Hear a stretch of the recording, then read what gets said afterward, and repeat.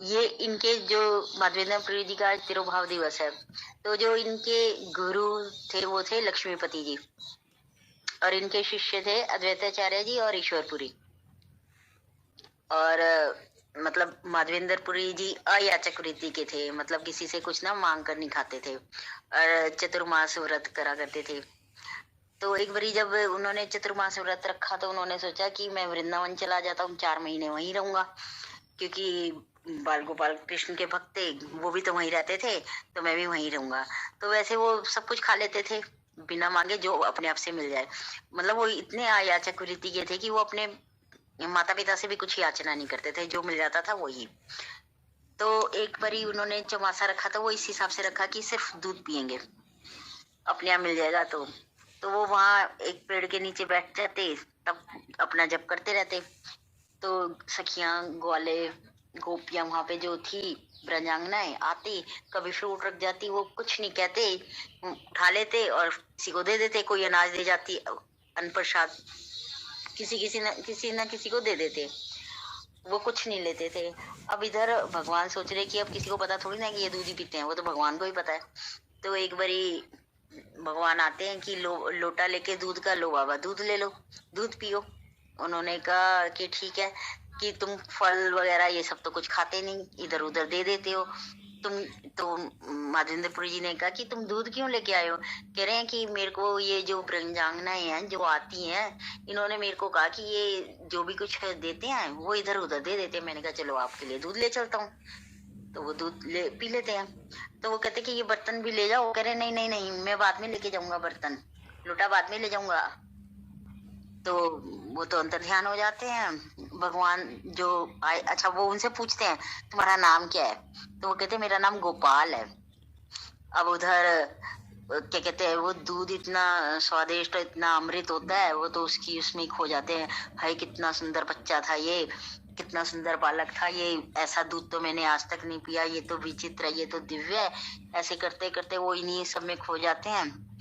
फिर अगले दिन वो लोटा लेने आ जाते हैं, तो सपने में भगवान आते हैं। महेंद्र माधवेंद्रपुरी जी के सपने में आते हैं और उनको ले जाते हैं सपने में ही कि ये देखो मैं यहाँ ना दबा पड़ा हूँ, मेरे विग्रह ब्रजनाभ ने बनवाए थे, लेकिन जब आक्रमण वगैरह हुआ तो मैं यहाँ पर दबा पड़ा हूँ, मुझे यहाँ से निकालो झाड़ियों से।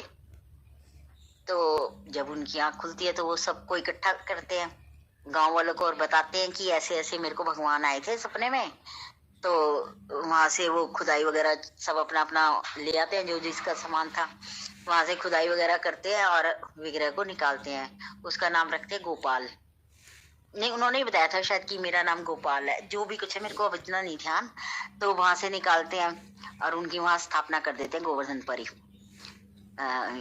तो क्या कहते हैं, और उनकी खूब वहां पे अभिषेक करते हैं, सेवा करते हैं, रोज उनको 56 भोग लगते हैं। सब गांव वाले, कभी कोई कह देता कि मेरी तरफ से है कल का 56 भोग, दूसरे गांव के भी आ जाते हैं लोग।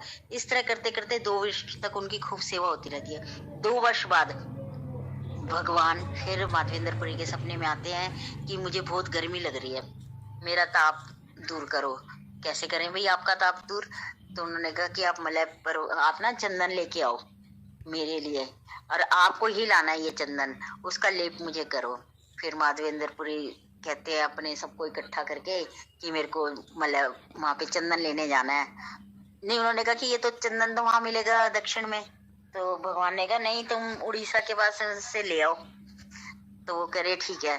तो सब मना करते हैं माधवेंद्रपुरी जी को कि आप बुजुर्ग हो, आपकी इतनी उम्र हो गई है, आप थक जाओगे, क्योंकि पहले कन्वेंस वगैरह का तो था नहीं, ऐसा पैदल जाना था। कह रहे नहीं, ये सेवा तो मुझे करनी है, मैं ही लाऊंगा। वो चल पड़ते हैं। अब वहां पे रास्ते में वो रेमुना जी आती हैं जगन्नाथ जी के पास। वहां पे अब बीच बीच में ठहरते ठहरते जाते हैं कहीं ना कहीं, क्योंकि दूर है। अब गोपीनाथ जी का मंदिर आता है, वहां पे भोग के लिए ना खीर के कसोरे जा रहे होते हैं, 12 कसोरों में। तो वहां पे उन्होंने सुना था कि यहाँ पे ना बहुत अच्छा भोग लगता है, और ये ना अमृत के लिए होता है इस खीर का भोग है। तो माधवेंद्रपुर जी के मन में आता है काश ये खीर मुझे भी मिल जाती, मैं भी अपने भगवान को भोग लगाता। लेकिन ना तभी वो अपने आप को वो करते हैं, धिक्कारते हैं कि भी भगवान को भोग नहीं लगा और मैं खाने की इच्छा कर रहा हूँ। हालांकि वो भगवान के लिए ही चाह रहे थे कि मैं ऐसा ही भगवान के लिए बनाऊं, लेकिन फिर भी वो अपने आप को धिक्कारते हैं। उधर क्या होता है कि भगवान को भूख लग जाता है। रात को जो वो पुजारी जी होते हैं, गोपीनाथ मंदिर होता है, वो गोपीनाथ मंदिर के जो पुजारी होते हैं, उसके सपने में रात को भगवान आते हैं। उसके सपने में भगवान आकर कहते हैं कि मेरा एक भक्त माधवेंद्रपुरी है बाहर, मैंने उसके लिए खीर का कटोरा छुपा के रखा है मेरे विग्रह के जो धोती है उसके पीछे, तो वो आप उसको दे दो। तो माधवेंद्र वो भगवान कहने लगे, माधवेंद्र वो पुजारी कहने लगा भगवान को कि आप चीर चोर भी हो, माखन चोर भी, ये खीर चोर कब से हुए? कह रहे मैं अपने भक्त के लिए तो कुछ भी कर सकता हूँ।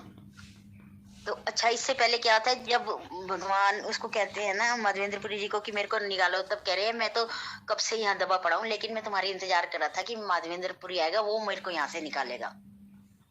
अब इधर वो पुजारी देखता है कि हाँ एक कटोरा रखा हुआ है, तो वो कहते कि कैसे गलती हो गई, 12 कटोरे थे। तो फिर बाद में देखते कि 11 कटोरे ही निकले थे, एक कटोरा भगवान ने अपने पल्लू के नीचे, पटके के नीचे छुपा लिया था। अब वो कटोरा लेके आते हैं, बाहर आवाजें लगाते हैं, माधवेंद्रपुरी कौन है माधवेंद्रपुरी? तो वो कहते कि मैं हूँ माधवेंद्रपुरी। कह रहे कि ये भगवान ने तुम्हारे लिए खीर चुराई है। तो सारे में हल्ला मच जाता है। वो चाहते नहीं थे कि मेरी कोई वो करे, प्रशंसा करे कि इसके लिए भगवान ने चुराया, ये तो बड़ा भक्त है। खैर फिर उसके बाद वो भगवान ने उनके लिए खीर चुराई। अब वो खीर मतलब जिस कटोरे में खीर थी, वो कटोरा भी अपना छुपा के रखते हैं, थोड़ा थोड़ा वो भी खाते हैं कि ये प्रसाद है। अब फिर वो चंदन लेने चले जाते हैं, चंदन ले आते हैं। अब चंदन घिसते घिसते घिसते घिसते वो लगाने की सोचते हैं। फिर माधवेंद्रपुरी सपने में आते हैं कि तुम ये जो गोपीनाथ जी के विग्रह हैं, इन्हीं को चंदन लगा दो, मैं एक्सेप्ट, वही स्वीकार कर लूंगा। गोपाल में और गोपीनाथ में कोई अंतर नहीं है। तो इस समय ये है कि कोई भी विग्रह हो, सबके अंदर सभी है, भगवान एक ही है। ये विग्रह हमारी पूजा अर्चना के लिए अलग अलग है। तो इस तरह से ऐसे करते हैं आज। और उनकी समाधि रेमुना में है। और अभी वैष्णव महाराज जी का भी लेक्चर सुन रही थी मैं, तो वो बता रहे थे कि शांतिपुर में अद्वैताचार्य उनकी ये तिरुभाव दिवस सेलिब्रेट करते हैं, मनाते हैं, और बेहिसाब अरेंजमेंट करते हैं हर चीज का। अब कोई उनकी किसी चीज की व्यवस्था लेता है, जैसे सची माता थी, वो उनके जितने भी वैष्णव आएंगे उनकी देख रेख, उनका वेलकम करने की सेवा लेती है। नित्यानंद जी प्रसाद की, ऐसे अलग अलग लोग लेते हैं। तो वो बता रहे हैं कि इनके तिरुभाव दिवस पे जैसे पुण्यतिथि मनाते हैं हम अपने बुजुर्गों की, और ऐसे ही है, और वो कृपा देते हैं। तो उन्होंने ये भी घोषणा की कि चैतन्य प्रभु ने शांतिपुर में उनकी बैठक पर, जहाँ वो है, कि जो भी यहाँ बैठकर आज के दिन तिरुभाव दिवस पर खिचड़ी भोग खाएगा, उसको अनायास अपने आप कृष्ण प्रेम की प्राप्ति होगी। रेमुना जी में इनकी समाधि है। बस माता जी, मेरे को इतना ही मालूम था। हरे कृष्णा।